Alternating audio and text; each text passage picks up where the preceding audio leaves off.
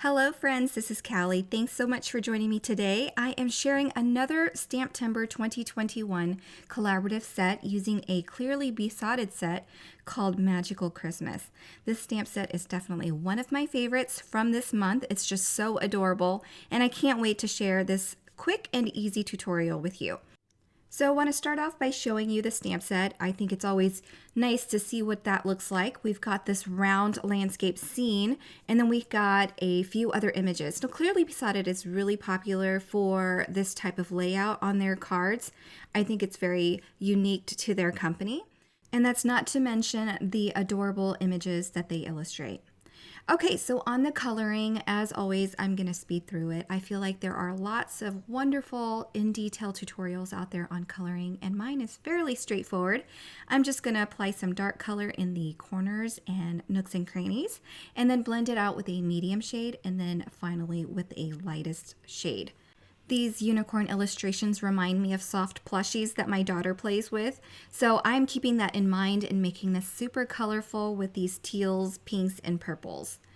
So after I've done coloring the bodies, I am going to color all of the muzzles and hooves. Are they hooves? Hooves? the feet the same with a light gray, and then for the hair, I'm going to make it super colorful with a rainbow blend. Moving on to the circle scenic illustration, I'm going to color my Christmas tree first. Going to make all the ornaments red, just trying to keep things simple here. And then I'm going to color the rainbow in traditional colors, red, orange, through purple. And then for the clouds, I wanted to give them some depth and dimension, so I'm adding blues where the clouds overlap at the bottom of the clouds, and then blending it up with a lighter, softer blue. Then I'll color the mountain in the background there with a soft or warm brown gray. And then we will go ahead and finish off with this tree here. I did miss the sky, so I am going to color that off camera. And once I'm done with this, I'll cut it out with a nested circle die that I have, and then I'll fussy cut the rest of the images. This awesome set does come with dies, but I don't have them, so I am going to be fussy cutting, which I don't mind doing. And before I do anything else, I wanted to add some interest to my images, so I am first adding gel highlights. Then I wanted to add some sparkly glitter on this scene with the ornaments and the lining of the clouds. So I am just running over all of those lines and the baubles on the Christmas tree and the star with some glossy accents, and then I'll add some super fine unicorn dust glitter here. And this will dry clear, so all you'll see is the glitter once it's done. I'm going to set that aside to dry and then work on my background. I have this Build a Rainbow stencil here from Simon Says Stamp. I'm just going to mask off the areas that I don't want to get stenciled onto my background, and I'm just going to stencil on the clouds. I have my Salvage Patina Distress Oxide ink in an ink stand here, and I just want to briefly mention that there are a lot of products out there that you can choose to use.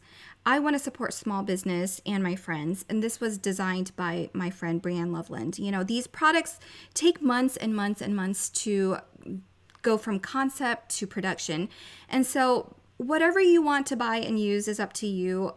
But supporting small businesses and sharing handmade kindness is a big part of this community. And our goals in these videos and sharing new things with you is just so you can see it and decide for yourself if you like it. And more importantly, we want to inspire you to create.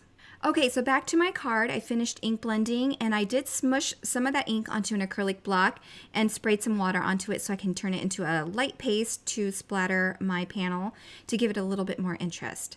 I'm trimming it down now, 1/4 inch off each side, just to level it all out and clean off the edges, and then so I can create a crisp border for my card. We can all thank CZ Design and Laura Fedor for this.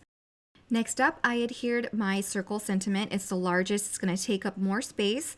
And then at this point, I remembered to stamp my sentiment first. So I'm going to go ahead and do that before I attach the rest of my loose images. That way there's plenty of room for my sentiment and I won't have a problem at the end of the card. Sometimes I forget to do that until the very end and then I don't have any room for my sentiment.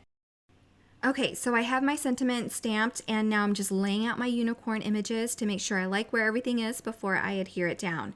I'm using some foam tape again, just to make sure it matches the height of that circular image that I adhered with foam tape. And I'm going to add a little bit of glue where it overhangs over that circle image on this purple unicorn. and then I'll attach the rest with foam adhesive. The reason why I use foam adhesive on that teal unicorn is because there's glitter there that's kind of it's a little raised, and I didn't want it to sit all wonky on top of that, so I'm using foam adhesive to hopefully offset that. I'll finish by attaching this panel to a card base using some tape runner from Simon Says Stamp. And then that finishes my card for today. I really hope you enjoyed this. This is the STAMPtember 2021 exclusive collaborative set. So once it sells out, it's gone. So if you love this set, be sure to grab yours as soon as you can. And if you're watching once the stamp set is sold out, I'm so sorry you missed out on it, but remember that Clearly Besotted is known for their adorable images, and this layout is a popular theme of theirs, and so you can find others that are still available, and I hope this card still inspires you to create in the same manner. Thanks for stopping by, and have a wonderful day, everyone. Bye!